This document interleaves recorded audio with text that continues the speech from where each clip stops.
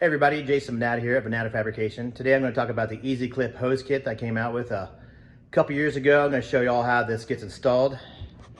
First thing I do is I weld studs to the back of the firewall. That way I can just hang the evaporator on it. I drill holes that are going to match up with all that. That way you don't have any exposed studs on the firewall side and keep that nice and clean. This is the Easy Clip hoses. They come with these clips and cages. You do have to have the special pliers you can get off Amazon for like 12 bucks just to lock these over. The hoses are smaller and more flexible than a typical AC line, so that helps run the lines to the kick panel. So I go ahead and I install these, just sit it on the floor, run them all through there. They come out over here. So if you order my firewall kit, you can order it with the option for slot pre-cut for Easy Clip hose kit, and this panel here, we already have this slot cut in it. So you overlay this panel onto your firewall, trace the slot onto your firewall, take this off, cut the slot out, and put this back on, and then continue welding everything together. I got half the bracket in right now. Page Customs makes this for us. It's just for our Easy Clip hose kit, so that'll be included in the kit when you order it. You can order it separate or you can order it as an option when you're ordering the Vintage Air. We do stock the Vintage Air. And I'm gonna move on to the next part.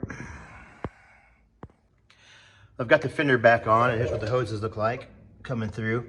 So if you're running a factory wheel well, you can just leave the hoses up in there like that. They're not gonna go anywhere. They're trapped by the wheel well.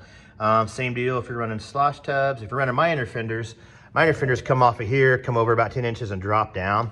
So you're gonna wanna make something to secure these. What I do is I make a bracket that bolts this hole here, comes up, it actually comes clear up into here because we typically have all this cut out and for tire clearance or for laying frame. So I make the bracket go clear up into here and it just hooks in here. Then I make another one over here, just hooks up in there. They're real easy to make to secure all that. And then when it comes out up here, everything just goes back to normal. Everything goes to the water pump, the compressor, the condenser, and that's pretty much it. But if you wanna hide all your hoses and not have them come out of here, because they usually come out of these 4 holes, we do have an option for pre-cut holes for that too. If you wanna go that route, you can do that.